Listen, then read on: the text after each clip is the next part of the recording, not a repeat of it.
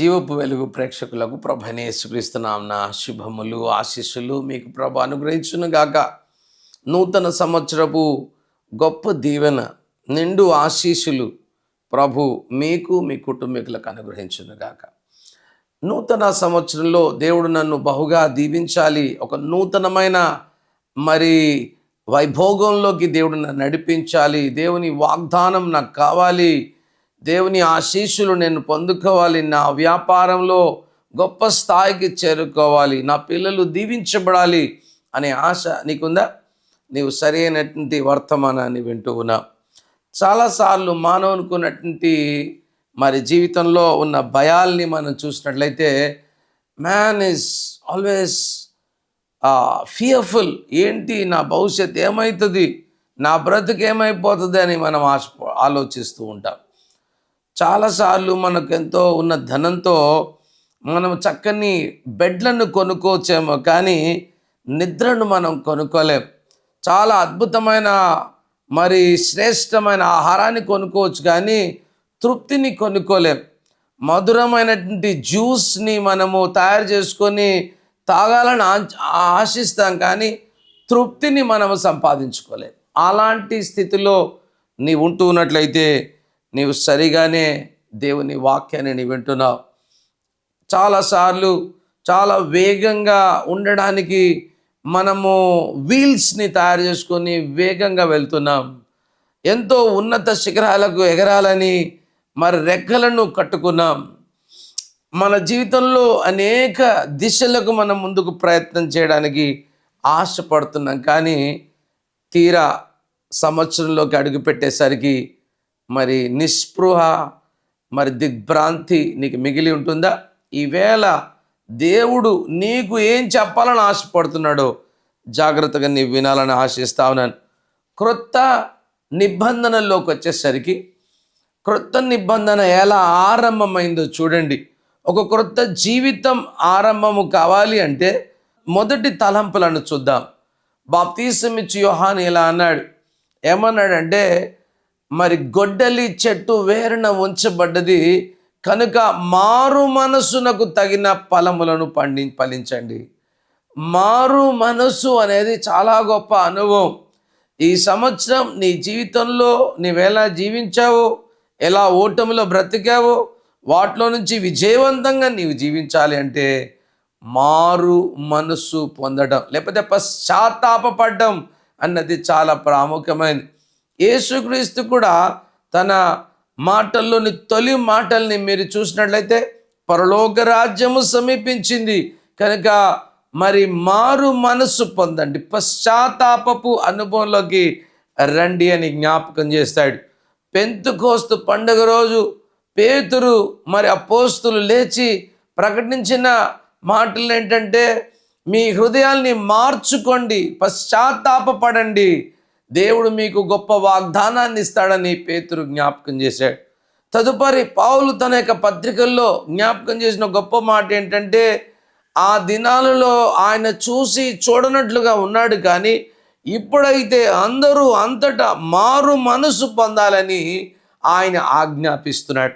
So key థాట్ని మనం జ్ఞాపకం చేసుకున్నట్లయితే, క్రొత్త నిబంధనలోని తొలి థాట్ని నేను మీకు గుర్తు చేస్తున్నాను. నీ జీవితంలో నీవు పశ్చాత్తాపపడాలి.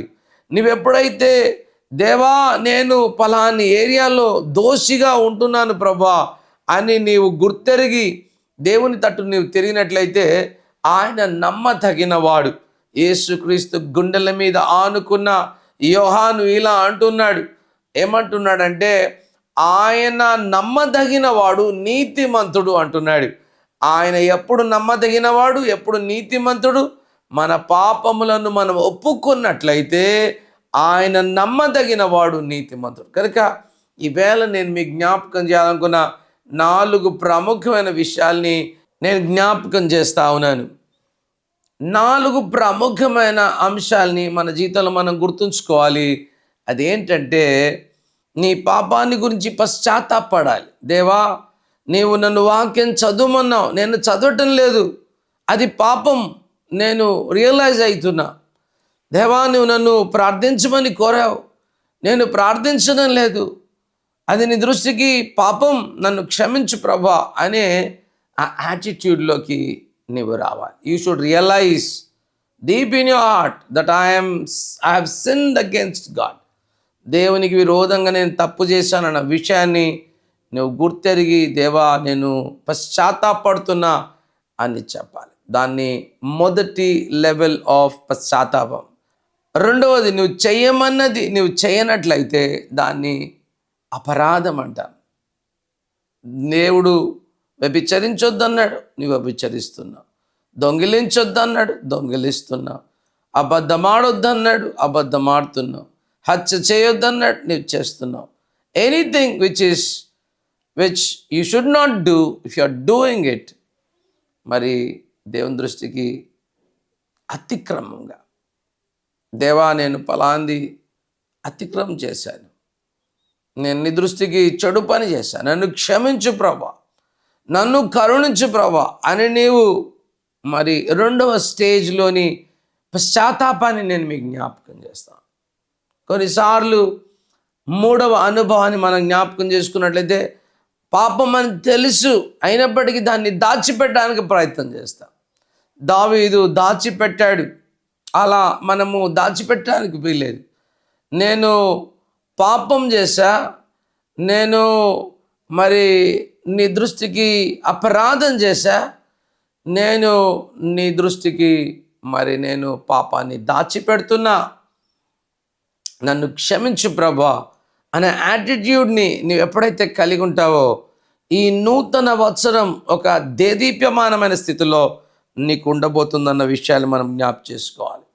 నాలుగవది నీవు గుర్తుంచుకోవాలి, దేవునికి నీవేదో ఒక రకంగా మరి ఏదో మేలు చేసేసేసి నేను దోషిని కాను అన్నట్లుగా చూపించుకోవడానికి ప్రయత్నించేది.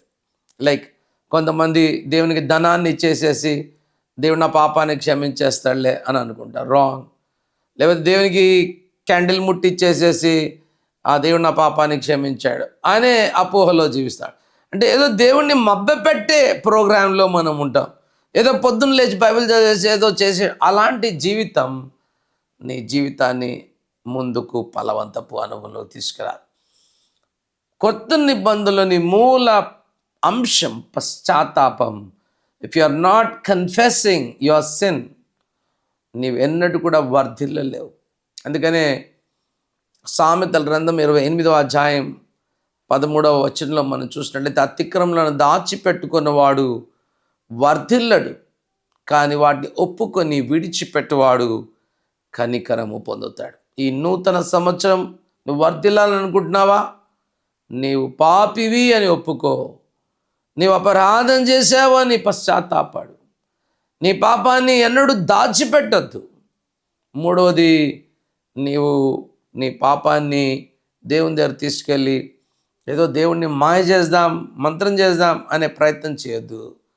Be sincere to God. ఆయన నమ్మదగిన వాడు, నీతిమంతుడు కనుక సమస్త దుర్నీతి నుండి మనల్ని పవిత్రపరిచి ఆయన ఈ సంవత్సరం ఒక గొప్ప వాగ్దానాన్ని నీకు ఇస్తాడు. అపోస్తులుడైనటువంటి పౌలు అపోస్తులు రాసిన కార్యంలో ఈ మాట అన్నాడు. వాగ్దానం అనగానే కొత్త సంవత్సరం మనం వాగ్దానం తీసుకోవాలని ఆశపడతాం. పౌలు పేతురు అంటున్న మాటల్ని చూడండి. ఈ వాగ్దానం మీకును మీ పిల్లలకును దూరస్తులందరికీ దేవుడు ఇవ్వాలని ఆశపడుతున్నాడు. పరిశుద్ధాత్మ దేవుని యొక్క నింపుదల, ఆయన శక్తిని ఇవ్వాలని ఆశపడుతున్నాడు. That is the promise that God will give you. ఆయన స్పిరిట్ ఎప్పుడైతే నేను ఎంపవర్ చేస్తుందో, దేవుని కుమారునిగా నువ్వు ఎప్పుడైతే ముందుకు సాగలుగుతావో, ఈ నూతన సంవత్సరం ఒక దేదీప్యమానమైన సంవత్సరంగా, ఫలవంతపు సంవత్సరంగా, అభివృద్ధికరమైన సంవత్సరంగా నీ జీవితం ఉండగలదు. నిశ్చయం ఇది.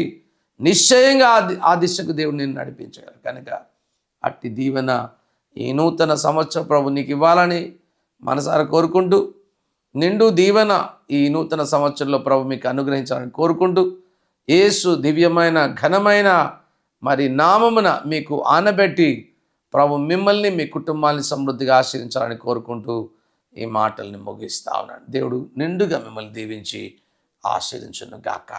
ఆమేన్.